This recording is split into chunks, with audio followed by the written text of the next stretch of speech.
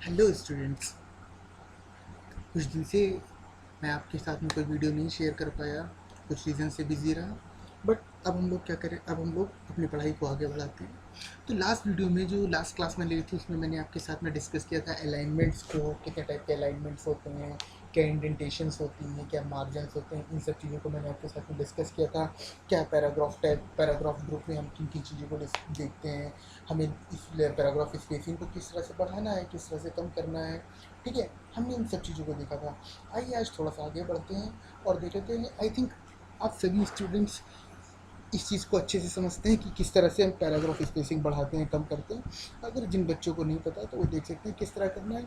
हमको हम नॉर्मली यहाँ पर आएंगे, होम टैब पे पहुँचेंगे। होम टैब पे पहुँचने के बाद में हम कहाँ पर पैराग्राफ ग्रुप में जाएंगे और यहाँ से हम क्या कर सकते हैं, बाय डिफ़ॉल्ट जो हमारी लाइन स्पेसिंग होती है वो क्या होती है, 1.5 लाइन्स की होती है।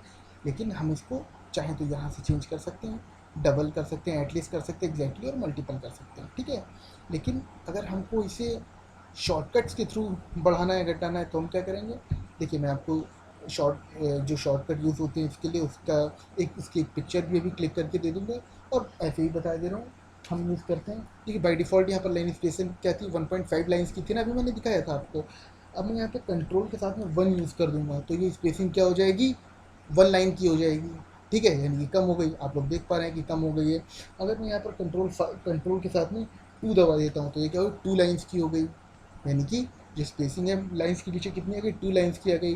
ठीक, यहीं पे मैं क्या करता हूँ कि मैं कंट्रोल के साथ में 5 को प्रेस कर देता हूँ। अगर मैं कंट्रोल के साथ में 5 प्रेस कर देता हूँ तब क्या होगा, 5 लाइन्स की स्पेसिंग नहीं आएगी, बल्कि वो जो स्पेसिंग हमने अभी दी थी यहाँ पर, हमने देखा था 1.5, जो 1.5 थी बाय डिफ़ॉल्ट वाली, वही यहाँ पर फिर से आ जाएगी कंट्रोल 5 प्रेस करने के बाद में। ओके, सो हम लोग आगे देखते हैं और क्या कर सकते हैं। अभी आगे हमारा नेक्स्ट जो टॉपिक है वो आ जाता है पैराग्राफ स्पेसिंग, कि हम अपने पैराग्राफ में स्पेसिंग को किस तरह से मैनेज करते हैं। बेटा, आप लोग क्या करते हो, नॉर्मली स्पेसिंग के लिए हम लोग क्या करते हैं, टैब्स का यूज़ करते हैं।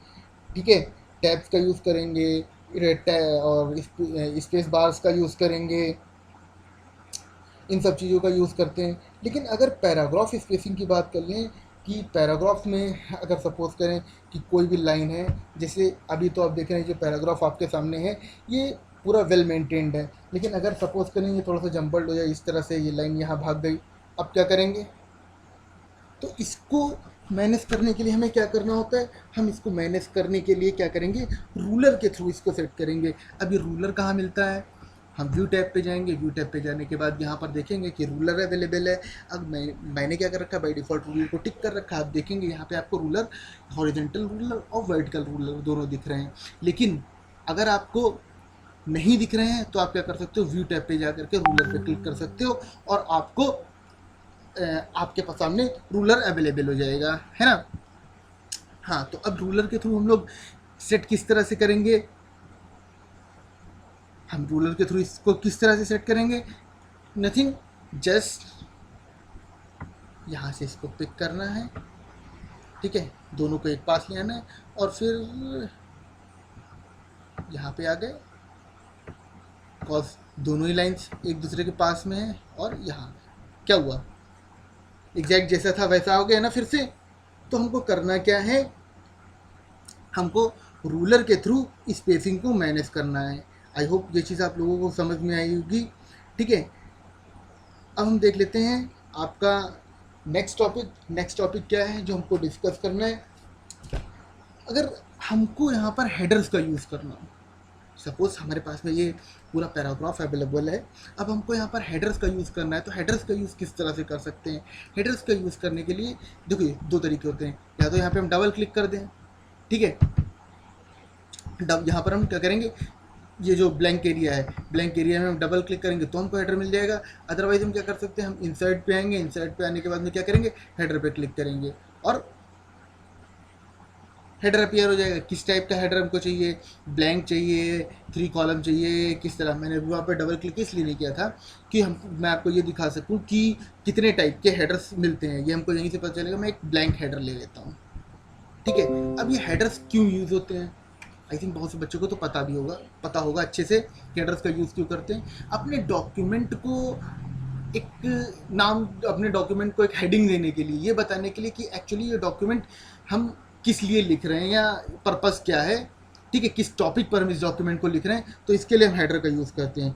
तो ये क्या है, ये एक हेडर है, ठीक है। अब हेडर को हम चाहें तो, हेडिंग तो हम हमारी इतने स्मॉल कैरेक्टर्स में नहीं रहेगी ना, तो हम इसको छोटा या बड़ा कर सकते हैं।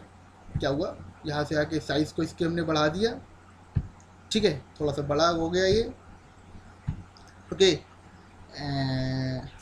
और हेडर को एक्चुअली क्या करते हैं, अपने हेडर को हम कैपिटल कर देते हैं, थोड़ा सा अच्छा लगेगा इसको। अब मैंने आपको अलाइनमेंट्स के बारे में बताया था ना, है ना। यहाँ पर आकर के क्या करेंगे, हम इसके अलाइनमेंट को क्या कर देते हैं, सेंटर कर देते हैं, है सेंटर में आ गया ये। अब क्या कर सकते हैं, हम चाहें तो इसके कलर को चेंज कर सकते हैं। लाइक यहाँ पर हम आए, हमने क्या हुआ, इसके थीम कलर को चेंज कर दिया, ब्लू कर दिया, ओके।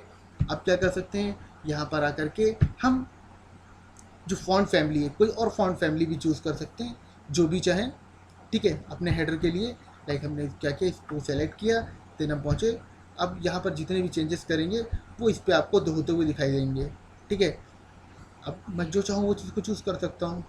मैंने एरियल यूनिकोड को चूज़ कर लिया, ये यहाँ से किसी को भी चूज़ कर लिया, और ये हमारा हेडर ठीक उसी फॉन्ट फैमिली के हिसाब से हमारे सामने अपीयर हो जाएगा। हेडर्स के साथ में हम और क्या कर सकते हैं, हम फुटर्स को भी ऐड कर सकते हैं। फुटर भी ठीक हेडर्स की तरह अवेलेबल होते हैं। हमने एक ब्लैंक फुटर लिया और ब्लैंक फुटर को यहाँ पर लगा दिया। अब हम फुटर्स में क्या लिख सकते हैं, फुटर्स में हम लिख सकते हैं अगले पेज के लिए कुछ इंट्रोडक्शन दे सकते हैं, या इस पेज पर हमने क्या क्या चीज़ें लिखी इनके लिए। लाइक यहाँ पर मैं अगर लिख देता हूँ टू बी कंटिन्यूड,